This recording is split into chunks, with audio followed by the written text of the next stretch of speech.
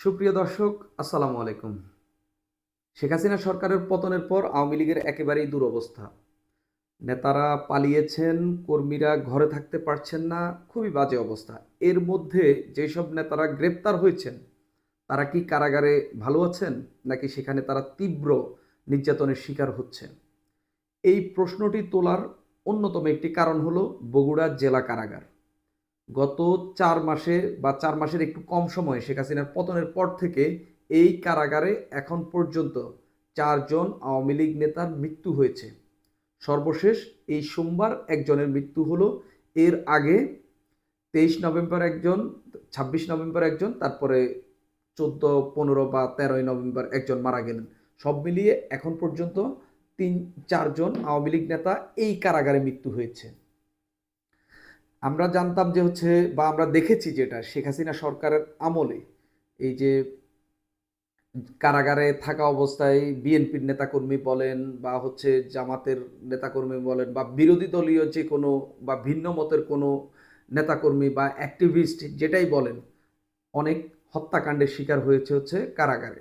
সেই একই পদ্ধতি বা একই কার্যক্রম কি এখনো চলমান রয়েছে? এবং বগুড়া কারাগার যেটি খুবই সিগনিফিকেন্ট, কারণ বাংলাদেশের বর্তমানে যে বড় দলটি রয়েছে বিএনপি, তাদের ঘাঁটি বলা হয় বগুড়াকে, এবং জিয়াউর রহমানের বাড়িও সেখানে। তাহলে কি এই কারাগার কি আলাদা কোনো প্র্যাকটিস করতেছে? আমরা দেখলাম শেখ হাসিনা সরকারের পতনের পর আরও কয়েকটি কারাগারে কয়েকজন আওয়ামী লীগ নেতার মৃত্যু হয়েছে, তবে একক কারাগার হিসেবে এখন পর্যন্ত সবচেয়ে বেশি বগুড়া জেলা কারাগার। যত ৪ জনই মারা গেছে, এই ক্ষেত্রে সবার ক্ষেত্রেই বলা হয়েছে যে তারা হৃদরোগে মারা গেছেন। আমরা দেখলাম যে বগুড়ার জেলা আওয়ামী লীগের যে সাংগঠনিক সম্পাদক যিনি মারা গেলেন, তিনি যখন অসুস্থ হয়ে পড়লেন, তাকে বলা হয়েছিল যে দ্রুত তাকে যেন ঢাকায় নেওয়া হয় এয়ার অ্যাম্বুলেন্সে করে, কিন্তু তার জন্য সেটির ব্যবস্থা করা হয়নি। পরে তাকে ঢাকার যে আরেকটি হাসপাতালে আনার কথা বলা হলেও সেটি হয়নি। শেষ পর্যন্ত তিনি মারা গেলেন। এই নিয়ে একে একে নভেম্বরেই ৩ জন, আর ডিসেম্বরে এসে আরও একজন মারা গেলেন। একে একে ৪ জন মারা গেলেন এই বগুড়া জেলা কারাগারে। তাহলে কি এরকম প্রশ্ন তোলা যায় যে বগুড়া জেলা কারাগারে আওয়ামী লীগ নেতাদের যারা অ্যারেস্ট হয়েছেন সরকার পতনের পর, তাদের উপর কি তীব্র নির্যাতন চালানো হচ্ছে, নাকি তাদের স্বাভাবিক মৃত্যু হচ্ছে? যদি স্বাভাবিক মৃত্যু হয়ে থাকে তাহলে এত কেন মারা যাবে? মানে ৪ জন কিন্তু খুবই, বিশেষ করে এই ৪ জন তো আর গত ৪ মাসেই মারা যায়নি। ধরেন ১৩ই নভেম্বর থেকে মৃত্যু শুরু হয়েছে, নভেম্বরেই ২৬ তারিখ পর্যন্ত ৩ জন মারা গেছেন, আর এখন একজন মারা গেলেন। তার মানে এই প্রশ্ন করাই যায় তোলাই যায় যে সেখানে হয়তোবা অনুমান করা যায় যে সেখানে একটি যে কয়েদি যারা রয়েছেন বা আওয়ামী লীগের নেতাকর্মী হিসাবে যারা রয়েছেন হাজতি, তাদের উপর নির্যাতন চালানো হচ্ছে।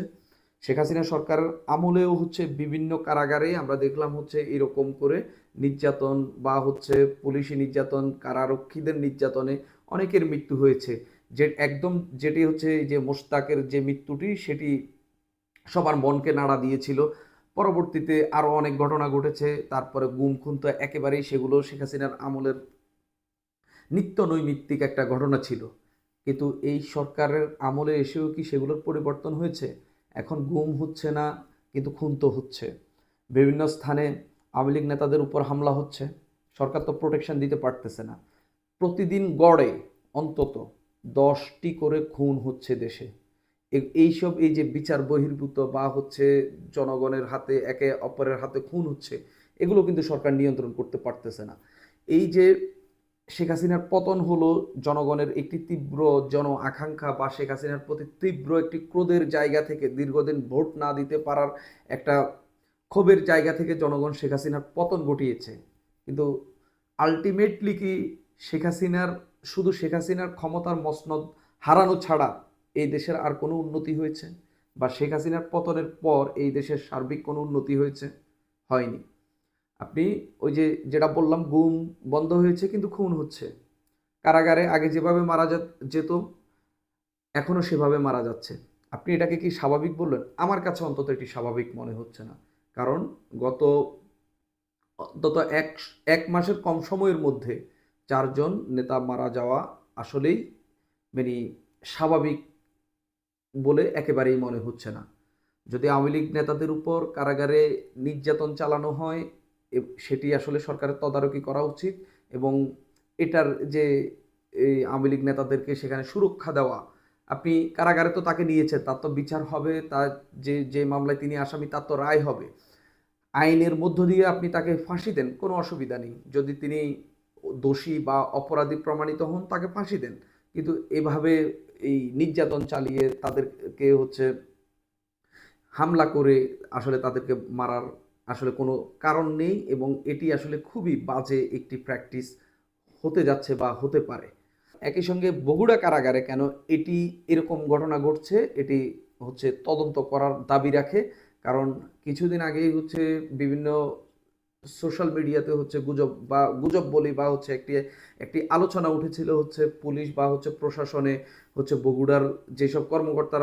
বগুড়ার যেসব বাসিন্দারা পুলিশ প্রশাসনে বা হচ্ছে এই জনপ্রশাসনে রয়েছেন তারা হচ্ছে উপরের দিকে উঠে যাচ্ছেন দ্রুত। অর্থাৎ বগুড়া একটা ফ্যাক্টর হয়ে দাঁড়াচ্ছে। আগে যেরকম গোপালগঞ্জ একটা ফ্যাক্টর ছিল, এখন বগুড়া একটা ফ্যাক্টর হয়ে দাঁড়াচ্ছে। সেই জায়গায় বগুড়ায় এই কারাগারে কি আলাদা কোনো ট্রিটমেন্ট দেওয়া হচ্ছে কিনা আওয়ামী লীগ নেতাদের, সেটি দেখা অবশ্যই সরকারের দায়িত্ব এবং দেখা উচিত। যদি সেখানে কোনো অসঙ্গতি ঘটে থাকে তদন্ত করে ব্যবস্থা নেওয়া উচিত। সুপ্রিয় দর্শক, আজ এই পর্যন্তই।